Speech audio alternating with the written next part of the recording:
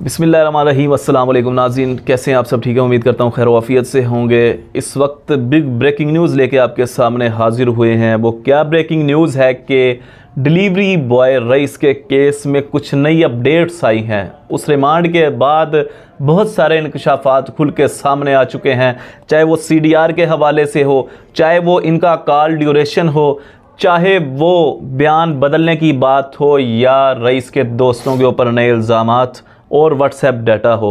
ये तमाम तर मामला पे डिस्कस करते हैं। सबसे पहले मियां खुर्रम साहब, बहुत शुक्रिया आपका। क्या समझते हैं कि इस वक्त सबसे पहले बताइएगा कि CDR के पास कौन सा रिकॉर्ड अभी तक पहुंच चुका है? देखिए जी, कॉल डाटा रिकॉर्डिंग या कॉल जो डाटा रिकॉर्डिंग में जो चीज़ें सामने आई है कि पहली कॉल जो है रईस ने की थी आमना को। उसके बाद CDR में ये भी है कि रईस ने 107 सेकंड की कॉल की है। उसके बाद 5.5 मिनट की कॉल हुई है, 1053 सेकंड की कॉल हुई है, 334 सेकंड की कॉल हुई है। ये CDR में डाटा आ चुका है कि रईस ने कॉलें इतनी लंबी लंबी की और आमना ने सुनी है। आमना और रईस के दरमियान इतनी लंबी बातचीत हुई है। 5.5 मिनट की जो कॉल है उसके अंदर जो सामने आई है डिटेल, 5.5 मिनट की कॉल, मुझे ये बात समझ नहीं आ रही कि अगर एक नंबर रॉन्ग नंबर 1053 सेकंड भी है। 1053 सेकंड, ये तो वो कॉल्स है जो सिम की कॉल्स है। इसके अलावा व्हाट्सएप की कॉल, लंबी लंबी कॉलें, मैसेजिंग, बातें, वो चीज़ें भी अभी सामने आनी है। लेकिन व्हाट्सएप डाटा लीक नहीं करना चाहता, ना व्हाट्सएप की कॉल आप रिकॉर्ड कर सकते हो, तो जिसकी वजह से वो चीज़ें अभी सामने नहीं आई। लेकिन ये तो CDR में रिपोर्ट आ चुकी है कि दोनों के दरमियान राब्ता तो हुआ है। अच्छा, क्या समझते हैं कि ये तो CDR की रिपोर्ट सामने आ गई है। इस वक्त जो फरहान का भाई, जिसके बारे में रईस डिलीवरी बॉय जिसे कत्ल किया गया, उसने जो है वो कहा था कि फरहान के भाई की तफ्तीश होनी चाहिए।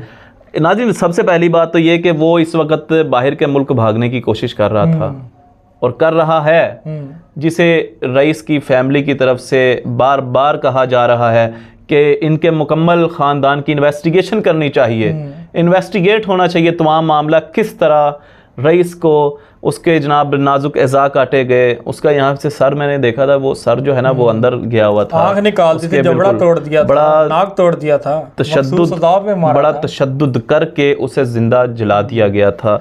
अब ये यहाँ पे जो है वो फरहान और आमना के बयानात भी तब्दील हो रहे हैं। इस वाले से आप क्या कहेंगे? देखें, पहले जो उन्होंने मीडिया पे क्या बयान तब्दील हुआ है, उन्होंने कहा कि ये कत्ल हमने किया ही नहीं। वो तो पहले ये फरहान कहता है कि मैंने रईस को मारा जरूर है, बाहर 2 दोस्त खड़े थे, डंडे मारे हैं, मुझे नहीं पता वो दोस्त कहाँ ले गए, उन्होंने जलाया, काटा, मारा, जो भी किया वो इसके दोस्तों ने किया। ये सब कुछ कर रहे हैं। फरहान अपने बाप जो है यानी कि आमना का ससुर वो करवा रहा है और खूब पैसा भी लगा रहा है, वकीलों की टीम भी है, और आमना और फरहान को पटिया भी यही पढ़ा रहा है और कह रहा है कि इस केस से पीछे जो है ना बयाना तब्दील करने शुरू कर दो।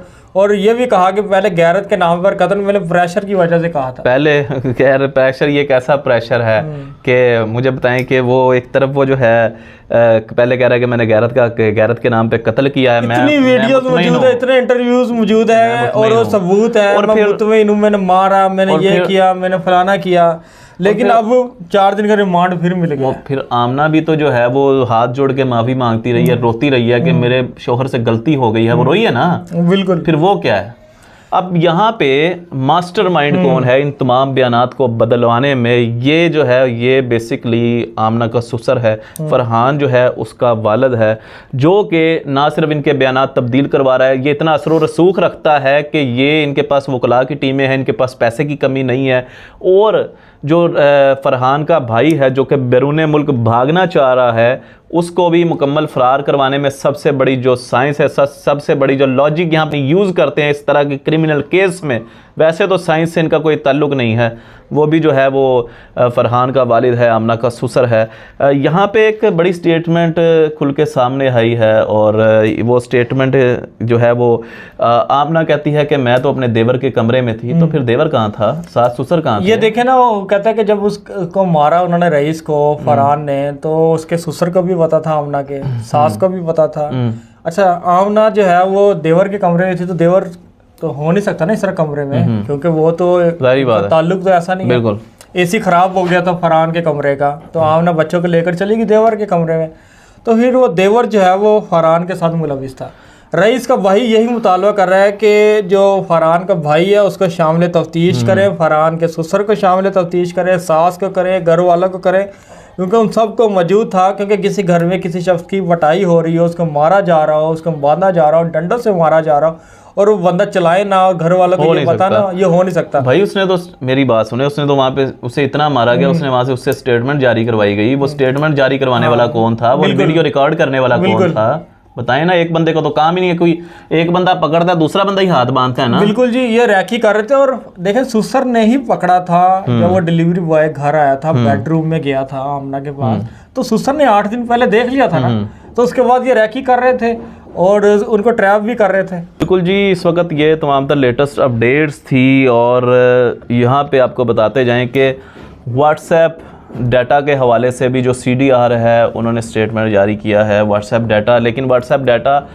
मेरा ये समझना है कि उसको रिकवर नहीं किया जा सकता, कुछ प्राइवेसी है। सबसे ज़्यादा बातें व्हाट्सएप पे हुई है, चैट हुई है, बातें हुई है, कॉल्स हुई है, इतना तो पता चल गया है पुलिस को। लेकिन जो नॉर्मल कॉल हुई है वो भी आपको बता दें कि इतनी लंबी लंबी कॉलें। अच्छा जी, 4 सेकंड की आमना की तरफ से कॉल हुई थी, वो स्टार्ट में हुई थी। उसने कहा होगा कि मुझे व्हाट्सएप कर लो, या ईच एंड एवरी वन ये डिलीवरी दे दो, इधर आ जाओ, ये लोकेशन है, मैं तुम्हें व्हाट्सएप कर रही हूँ। राब्ता तो था, ये चीज़ तो निकल आई है। अब व्हाट्सएप अपनी प्राइवेसी कभी लीक नहीं करेगा, और क्योंकि सवाल निशान बन जाएगा कि इस केस को देखते हैं कि व्हाट्सएप कहेंगे जी हाँ जी वो आपको डाटा दे रहे हैं। बिल्कुल जी, ऐसा ही है। तमाम तर लेटेस्ट अपडेट्स थी जो हम आपके पास लेके हाजिर हुए। यहाँ पे कुछ सवालात छोड़ के जा रहा हूँ जो कि आप लोगों से आपने कमेंट्स में उसके जवाब देने हैं कि फरहान का भाई बैरून मुल्क क्यों फ़रार होना चाहता है अगर तो वो मुजरिम नहीं है। दूसरा सवाल कि फ़रहान और आमना ने अपने बयान तब्दील क्यों किए। तीसरा ये कि फरहान के वालिद जो हैं वो इस इन्वेस्टिगेशन में आके बयान उनके क्यों तब्दील करवाना चाहते हैं। अगर तो इन्हें अपने बच्चे की जान अजीज़ है तो मेरा तो फिर सादा सवाल ये भी है कि आपने जिस बच्चे को मारा है उसके माँ बाप को भी अपने बच्चे से मोहब्बत थी। आपको कौन इख्तियार देता है कि आप कानून को अपने हाथ में लें? ये तो कानून की जिम्मेदारी थी। आप कानून में रिपोर्ट्स करते, सारे मामला चलते, आगे जाके इन्वेस्टिगेशन होती और सज़ा हो जाती। आपको किसने इख्तियार दिया कि आप कानून को अपने हाथ में लें? तो बहरहाल ये तमाम तर अपडेट्स थी जो हम आपके पास लेके हाजिर हुए। इंशाल्लाह नेक्स्ट वीडियो का इंतज़ार कीजिएगा और अपना बहुत सारा ख्याल रखिएगा। अपने मेज़बान अमानुल्लाह कायम खानी को दीजिएगा इजाज़त। अल्लाह हाफिज़।